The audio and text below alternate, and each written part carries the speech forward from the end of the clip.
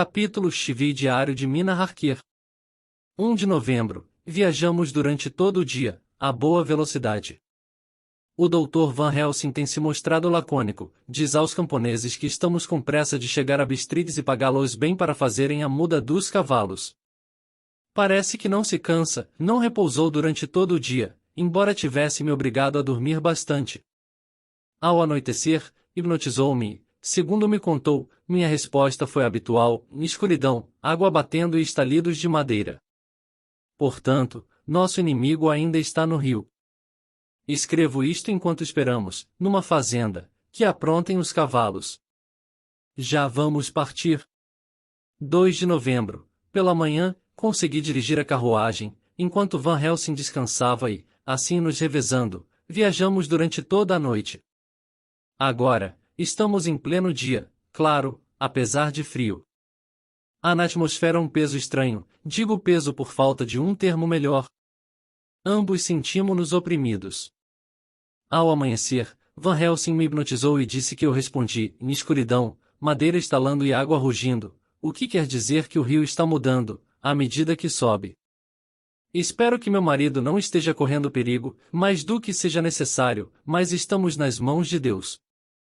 2 de novembro, à noite, viajamos todo o dia.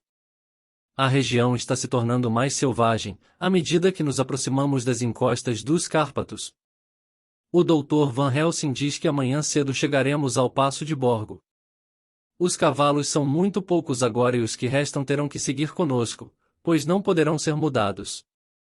Atravessaremos o Passo de Borgo de dia, não queremos chegar antes. Memorando de Abraham Van Helsing. 4 de novembro, para o meu velho e leal amigo John Sevar, médico de Purfleet, em Londres, para o caso de não me ver. Estamos de manhã e escrevo junto de uma fogueira que eu e Madame Mina conservamos acesa durante toda a noite. Está fazendo muito frio e Madame Mina está dormindo. Ao anoitecer, tentei hipnotizá-la. Mas, infelizmente, sem resultado. Chegamos ao Passo de Borgo logo depois do amanhecer de ontem. Ao ver os sinais da aurora, preparei-me para hipnotizar Madame Mina. Paramos a carruagem e descemos. Preparei uma cama com peles, fi-la deitar-se com muito mais rapidez que sempre, ela ficou hipnotizada. Como antes, veio a resposta, em escuridão e o burburinho da água, depois, acordou, muito bem disposta, e, em breve chegamos ao passo. Nessa ocasião, algum novo poder pareceu se manifestar nela, pois apontou para a estrada, dizendo: "Este é o caminho." "Como sabe?" perguntei. "Naturalmente o conheço", disse ela, acrescentando, depois de uma pausa, "E Jonathan não viajou por ele e descreveu viagem?" A princípio, achei estranho, mas depois vi que só existia aquele caminho transversal. Seguimos por ele. Aos poucos, fomos encontrando tudo que Jonathan descreveu em seu diário. Viajamos durante muitas horas. Eu disse a Madame Mina para dormir e ela dormiu de fato durante muito tempo, tanto que fiquei desconfiado e tentei acordá-la. Afinal, depois de muito tempo, consegui despertá-la. Tentei hipnotizá-la, algum tempo depois, mas não consegui. Quando terminei os meus inúteis esforços, escurecera de todo. Madame Mina deu uma risada. Está acordada, agora, e parece tão bem disposta como eu nunca mais a vira, desde aquela noite em Carfax, quando entramos, pela primeira vez, em casa do conde. Estou um tanto intrigado, mas ela está tão alegre e atenciosa comigo, que me esqueço de todos os temores. Acendi uma fogueira e, enquanto ela preparava a comida, fui cuidar dos cavalos. Quando voltei, a comida já estava pronta, mas ela não quis comer comigo, dizendo que estava com tanta fome que não aguentará me esperar. Não gostei disso, mas tive medo de assustá-la e nada disse. Distraí-me ao comer e, quando a olhei de novo, ela estava acordada, mas encarando-me com os olhos muito brilhantes. Dormi até pouco antes do amanhecer. Tentei hipnotizá-la, mas sem resultado. Quando o sol se levantou foi que ela adormeceu profundamente. Tive de carregá-la para a carruagem, depois de ter selado e atrelado os animais. Ela continua a dormir, parecendo mais bem disposta que nunca. E eu tenho medo, muito medo. 5 de novembro, pela manhã, e viajamos ontem o dia inteiro, aproximando-nos cada vez mais das montanhas e atravessando uma região cada vez mais selvagem. Madame Mina continuava dormindo, e o sol estava baixando. Mas de repente, a paisagem mudou e nas montanhas pareciam afastar-se e chegamos perto do alto de uma colina íngreme com um castelo igual ao que Jonathan descreveu em seu diário. Regozijei-me e estremeci ao mesmo tempo, pois agora, para o bem ou para o mal, o fim estava próximo. Acordei Madame Mina e mais uma vez tentei hipnotizá-la, em vão.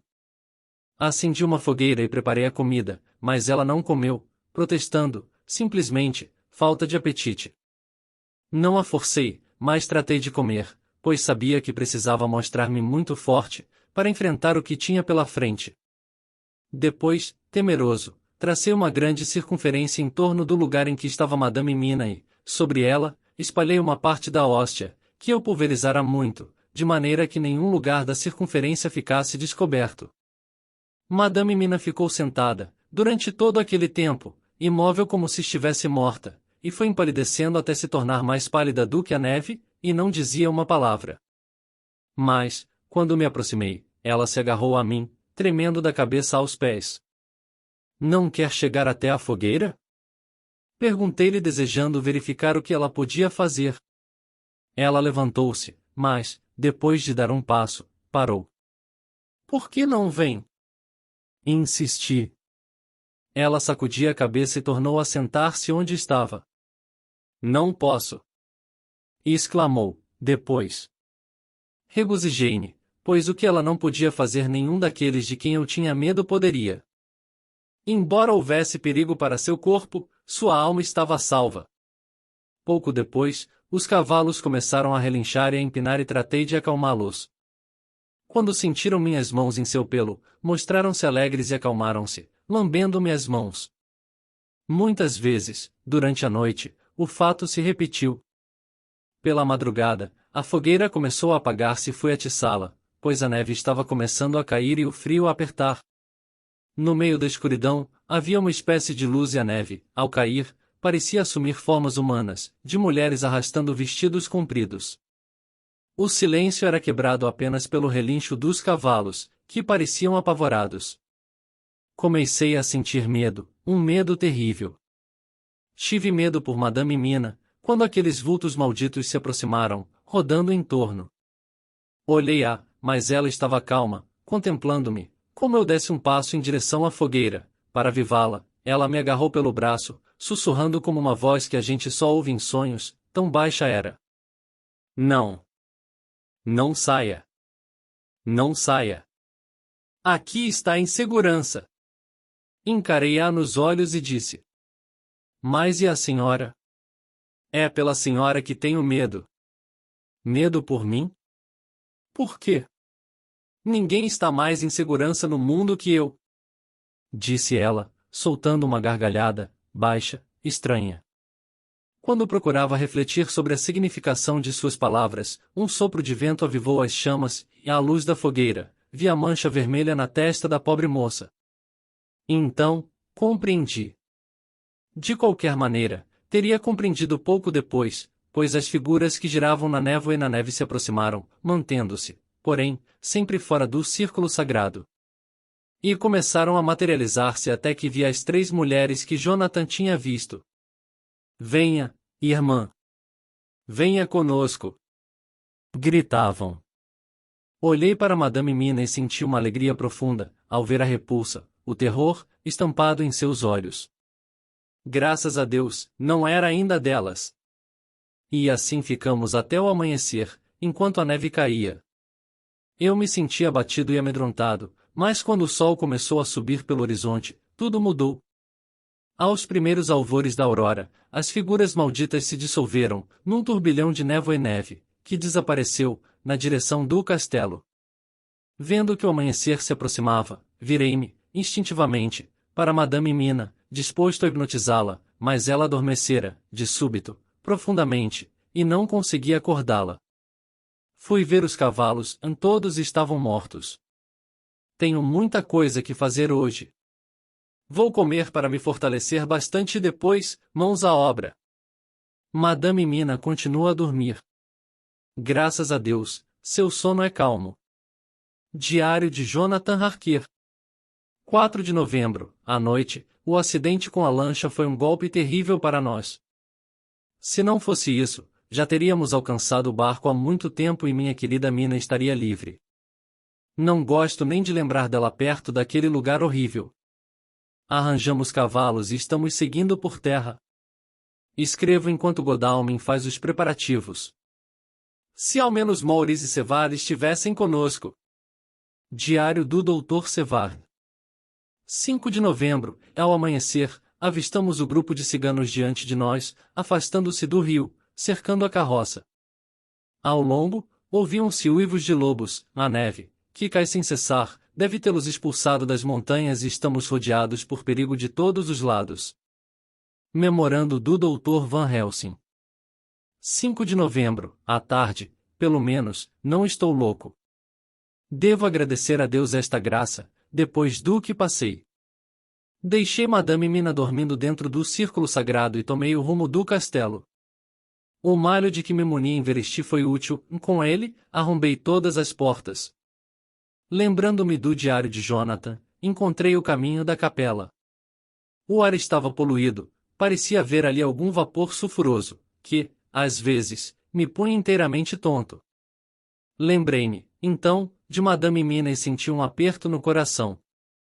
Não me atrevera a trazê-la àquele lugar, e a deixará protegida contra o vampiro, naquele círculo sagrado, mas mesmo lá havia o perigo do lobo. Mas a tarefa que eu tinha de executar estava ali e, quanto aos lobos, tínhamos de nos resignar, se essa fosse a vontade de Deus. Eu sabia que tinha de encontrar pelo menos 3 sepulturas habitadas. Procurei e encontrei uma delas. Ali estava ela, em seu sono de vampiro, tão cheia de vida e voluptuosa beleza que estremeci lembrando-me que tinha ido para matar. Sentia-me fascinado, sem dúvida, pela simples presença daquela mulher, embora estivesse numa sepultura estragada pelo tempo e coberta pelo pó dos séculos, e apesar do cheiro horrível que ali havia, como nos esconderijos do conde. E eu, Van Helsing, com toda a minha resolução e todo o meu justificado ódio, senti-me mobilizado. Mas, através do espaço, veio um som, vibrante como o toque de um clarim, que me fez agir, pois era a voz de Madame Mina. E eis-me de novo entregue à minha sinistra tarefa, arrombando outro túmulo de outra das irmãs, a outra morena. Não me atrevi a parar para olhá-la, como fizera com a primeira, e continuei procurando até que, pouco depois, encontrei, num túmulo grande e alto, a outra irmã loura que, como Jonathan, eu tinha visto se corporificar, saindo dos átomos da névoa. Tinha uma beleza tão radiosa que meu próprio instinto de homem me gritava para amá-la e protegê-la. Mas, Deus seja louvado, o gemido angustioso de Madame Mina não saíra de meus ouvidos, e, antes que o encantamento tivesse efeito sobre mim, eu tinha terminado o pavoroso trabalho. Eu já procurara, então, todos os túmulos da capela e tinha visto apenas 3 daqueles fantasmas, durante a noite, pelo que deduzi que não havia mais não mortos ali. Havia um grande túmulo, mais imponente que todos os outros. Nele havia apenas uma palavra em Drácula. Era, portanto, a casa do não-morto, do vampiro-rei, responsável por tantos outros. Antes de fazer voltar as mulheres à condição de mortas, com meu horroroso trabalho, espalhei sobre o túmulo de Drácula um pouco da hóstia e assim o bani para sempre dali. Depois começou minha medonha tarefa, e tive medo. Se fosse uma só, teria sido relativamente fácil. Mais 3. Se tinha sido horrível com a encantadora Miss Lucy, que dizer com aquelas estranhas, que tinham sobrevivido durante séculos e se fortificado com a passagem dos anos e que, se pudessem, lutariam por sua vida? Foi um trabalho de carniceiro, amigo John. Se eu não tivesse fortalecido meus nervos pela lembrança da outra morta, não teria ido adiante. Graças a Deus, meus nervos não fraquejaram. Se não tivesse visto a expressão de repouso da primeira, e a alegria que demonstrou antes da dissolução final, revelando que a alma fora conquistada, eu não teria ido adiante em minha carnificina. Não poderia suportar as horríveis contorções, quando a estaca atravessou o peito, nem os lábios expelindo espuma sangrenta. Pobres almas! Agora sinto piedade delas, tão calmas se mostram no seu sono de morte, por um rápido momento, antes do desaparecimento final. De fato, amigo John, mal minha faca cortou a cabeça de cada uma delas, o corpo começou a se desmanchar e transformou-se em pó, como se a morte, que esperara tantos séculos, tivesse afinal proclamado, e aqui estou. Antes de sair do castelo selei suas entradas, para que nunca mais o conde ali penetrasse como não morto. Quando entrei no círculo onde Madame Mina estava dormindo, ela acordou e, ao me ver, gritou: "Vamos sair deste lugar horrível. Vamos encontrar com meu marido, que, tenho certeza, está se aproximando de nós." Estava pálida e fraca, mas seus olhos denotavam pureza e fervor. E, cheio de esperança e confiança, porém, ao mesmo tempo, de medo, caminhamos para o nascente, para nos encontrarmos com nossos amigos, que Madame Mina tinha me dito saber que estavam se aproximando de nós. Diário de Mina Harker. 6 de novembro, a tarde já ia muito adiantada quando eu e o professor seguimos rumo ao nascente, por onde eu sabia que Jonathan estava vindo. Não caminhamos depressa, embora o caminho fosse em declive, pois estávamos levando pêres, para nos proteger contra o frio, e provisões. Quando tínhamos caminhado cerca de 1 milha, cansei-me e sentei-me. Olhamos para trás e vimos o castelo de Drácula recortando o céu, imponente sobre um precipício quase a pique. Ao longe, ouviam-se uivos de lobos. Estavam longe, mas seu rugido, mesmo chegando abafado pela neve que caía, era pavoroso. Dentro em pouco, o professor que se adiantara, fez um sinal para mim e levantei-me indo me juntar a ele. Tinha descoberto um lugar maravilhoso, uma espécie de gruta na rocha, cuja entrada parecia uma porta. O professor colocou dentro da gruta as peles que tínhamos trazido e as provisões e me fez entrar. Insistiu comigo para comer, mas não consegui, a comida me causa repugnância. O professor tirou da caixa seu binóculo e ficou em pé no alto do rochedo, olhando o horizonte. De repente, gritou: "Venha ver, Madame Mina." Subi para junto dele, que me entregou o binóculo, apontando na direção correta. A neve estava caindo, e o vento arrastava com força. Às vezes, porém, havia pausas no vento e eu podia ver um longo trecho do caminho. Além de um grande espaço coberto pela neve, pude ver um rio, que parecia uma fita escura. Bem em frente de nós, e não muito distante, de fato tão perto que fiquei admirada de não ter avistado antes, e vinha um grupo de homens montados a cavalo, rodeando uma carroça. Pelas vestimentas, pareciam ciganos. Sobre a carroça, havia uma grande caixa quadrada. Meu coração bateu furiosamente, ao avistar aquilo, pois compreendi que o fim estava se aproximando. A noite chegava e eu sabia que, quando o sol se escondesse, a coisa que ainda estava aprisionada na caixa adquiriria liberdade e poderia fugir à perseguição. Voltei-me para o professor, mas verifiquei, consternada, que ele não estava mais lá. Logo em seguida, eu o vi embaixo do rochedo, em torno do qual traçou um círculo, igual àquele dentro do qual eu me abrigara na noite anterior. Quando terminou, voltou para junto de mim e disse: "Pelo menos, a senhora estará aqui livre dele." Tomou o binóculo de minhas mãos e exclamou: "Veja! Estão vindo depressa, chicoteiam os cavalos e galopam com a maior velocidade que podem. Querem chegar antes do anoitecer. É possível que estejamos muito atrasados." Uma rajada de neve encobriu o espaço diante de nós, mas passou dentro em pouco e outra vez o binóculo se fixou na planície. E, de súbito, um grito: "Veja! 2 cavaleiros chegam do sul, a galope. Devem ser Kinsey e John. Tome o binóculo e olhe antes da neve ocultar tudo." Peguei o binóculo e olhei. Os 2 homens podiam ser o Dr. Sevard e o Sr. Maurice. De qualquer maneira, eu sabia que nenhum deles era Jonathan. Ao mesmo tempo, sabia que Jonathan não estava longe, e, olhando em torno, vi 2 outros homens galopando a toda velocidade. Um deles eu sabia que era Jonathan e deduzi que o outro era Lord Godalming. Também eles estavam perseguindo o grupo de homens com a carroça. Quando contei ao professor, ele deu gritos de satisfação, como um menino, e, depois de olhar atentamente, até que a neve impediu a visão, preparou sua carabina.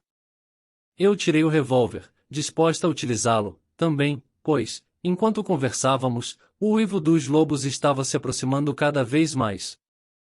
Quando a neve diminuiu por um momento, tornamos a olhar. Pelas encostas da montanha pontos escuros se moviam aos 2 e 3, ou mais, os lobos estavam se reunindo, para atacar sua presa. Cada instante de espera parecia uma eternidade. O vento fazia a neve rodopiar e, às vezes, não enxergávamos um palmo diante do nariz e outras vezes nossa vista alcançava até longe. O sol descia no horizonte e o grupo de ciganos se aproximava. De repente, duas vozes gritaram em alto. Uma era de Jonathan, alta e emocionada, outra do Sr. Maurice, calma e resoluta. Os ciganos podiam não entender a língua, mas o tom era inconfundível em qualquer língua em que a palavra fosse dita. Instintivamente, eles pararam e Lord Godalming e Jonathan aproximaram-se, a galope, de um lado, e o Dr. Sevar e o Sr. Maurice de outro. O chefe dos ciganos, um homem de aspecto magnífico, que parecia um centauro, deu ordem a seus homens de prosseguirem a cavalgada e estes obedeceram, mas os 4 homens apontaram as carabinas e ordenaram, ameaçadoramente, que parassem. Os ciganos pararam de novo e o chefe lhes deu nova ordem. Cada um se muniu da arma de que dispunha, faca ou pistola, e preparou-se para a luta. O chefe lançou o cavalo para a frente apontando primeiro para o sol, que estava quase atingindo o alto da montanha, depois para o castelo, disse alguma coisa que não pudemos compreender. Em resposta, nossos 4 companheiros apearam e avançaram contra a carroça. Eu devia ter tido um medo horrível de ver Jonathan correndo tal perigo, mas o ardor da batalha deve ter me empolgado como aos demais. Não senti medo, mas apenas um desejo frenético de alguma coisa. O chefe dos ciganos deu uma ordem a seus homens, que imediatamente rodearam o carro, formando um muro difícil de ser transposto. Vi Jonathan de um lado do círculo de homens e Kinsey de outro, forçando passagem para a carroça. A impetuosidade de Jonathan deu bom resultado e ele conseguiu galgar a carroça e, com força inacreditável, empurrou a grande caixa para o chão. Enquanto isto, o Sr. Maurice tivera de empregar a força para romper o círculo dos ciganos. Enquanto eu, contendo a respiração, olhava para Jonathan, tinha, também, percebido o Sr. Maurice avançar desesperadamente entre as facas dos ciganos, e quando chegou ao lado de Jonathan, que pulara da carroça, vi que apertava a ilharga com uma das mãos e que o sangue escorria entre seus dedos. Não se deteve, contudo, pois, enquanto Jonathan procurava, com desesperada energia, levantar, com seu facão, a tampa da caixa no lado de cima, ele atacou pelo outro lado, freneticamente. Sob os esforços conjuntos dos dois, a tampa da caixa foi aberta. Enquanto isto, os ciganos, vendo-se ameaçados pelas carabinas de Lord Godalming e do Dr. Sevar, tinham desistido de resistir. O sol estava quase se escondendo sobre os cumes da montanha e as sombras de todo o grupo caíam sobre a neve. Vi o conde estendido dentro da caixa, sobre a terra, uma parte da qual se espalhara sobre ele, quando a caixa caíra da carroça. Estava mortalmente pálido, parecendo uma figura de cera e seus olhos vermelhos tinham aquela expressão horrível que eu conhecia tão bem. E quando aqueles olhos viram o sol que se punha, a expressão de ódio transformou-se numa expressão de triunfo.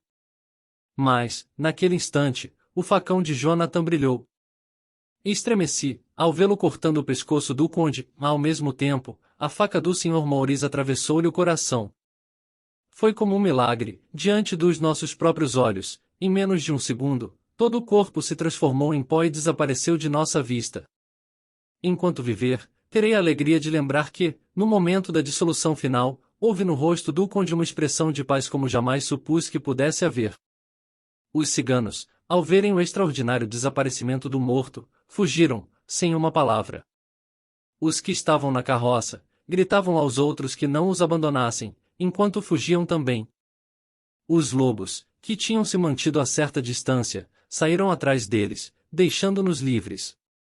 O Sr. Maurice, que tinha caído no chão, apoiou-se no cotovelo, com a mão apertando a ilharga, o sangue continuava a escorrer entre os seus dedos. Corri para junto dele, pois o círculo sagrado já não me detinha, o mesmo fizeram os 2 médicos.